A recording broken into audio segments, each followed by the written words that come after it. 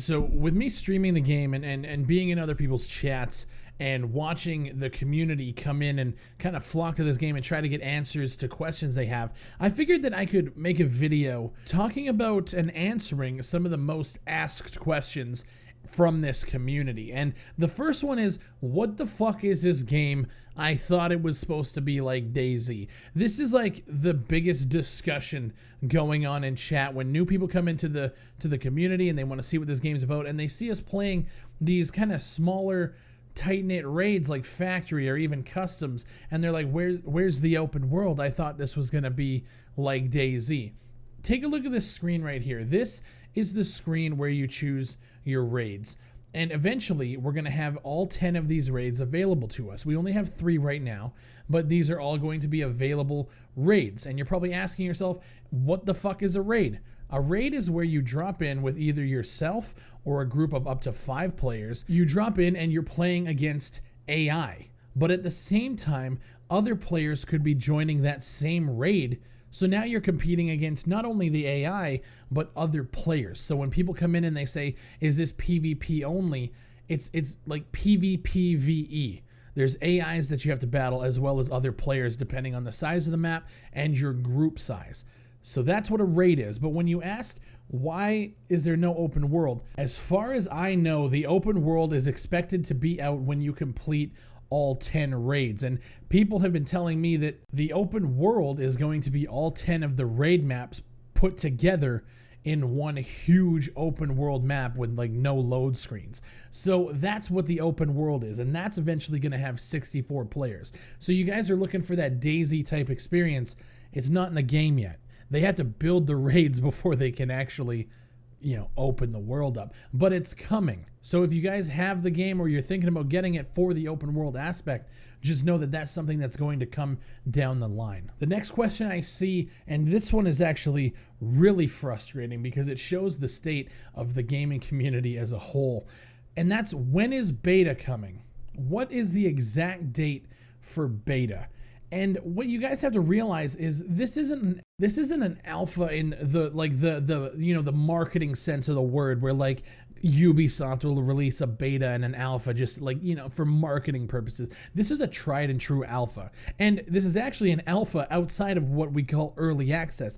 This is an alpha that has polished core mechanics, and now they're just building upon the content and bug testing those core mechanics. That's exactly what an alpha is. So when you ask for a beta date, and I see it so fucking much, and it's actually frustrating, but when you ask for a beta date, nobody knows yet. Beta is a phase. You eventually hit that in development when you say, okay, we have everything we have to do for alpha done, completed, let's move into beta testing. Nobody knows when that's going to happen because you're doing the testing now. If testing goes great, like no bugs, no nothing, then you could probably hit beta in a couple of months. But this alpha isn't perfect. There are things that need to be fixed. Specifically, they're having server issues out the fucking ass right now. So we have to get those solved and then get the bugs fixed that we have seen in this alpha and get this shit ready for beta. Nobody really knows. People are saying that it could be in the next couple of months, and it very well could be. Like, the game isn't perfect, but it's still pretty fucking good. But nobody knows that date, and we won't know until the developers feel they are ready. And like I've said in past videos, these developers aren't very trigger happy when it comes to announcing things. They will delay something 6 months to make sure that it's perfect. So for the people who are thinking beta could come in a couple of months, my personal feeling is that it won't. But I could be wrong. Nobody knows. The biggest thing that I'm seeing in the community as of right now is the questions about the NDA and why it's lifted for some people and not others. And it's weird because this question is very intricate. I can see it from both perspectives. When I'm a developer and I want to release a game for marketing purposes to get people in, I'm going to give it to the people with the largest audiences. That is simple business. As a content creator myself, that gets frustrating at times. But I understand it. They got to do what they got to do.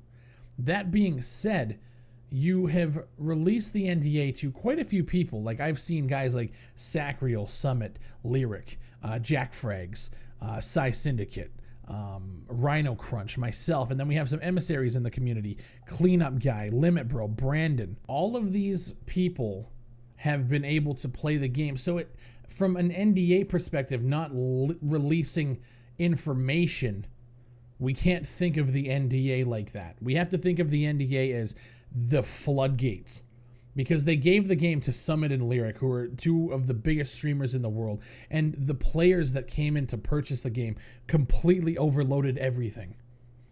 The NDA at this point in the game is no longer about holding back content and holding back information about, features that we haven't seen yet, because I'm able to play the game in its complete entirety, like of what we have right now in the build, and you guys can come see that.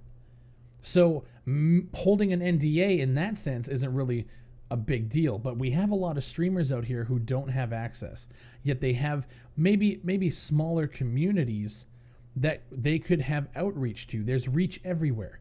If you're a streamer, let's say you're partnered, but you haven't been following the game, and so your name wasn't in the bucket for the people who could stream it, but you want to stream it. Now you're reaching a different audience than guys like Summit or Lyric. Maybe. Who knows what they're watching, but chances are you're going to reach somebody who wants to buy the game now.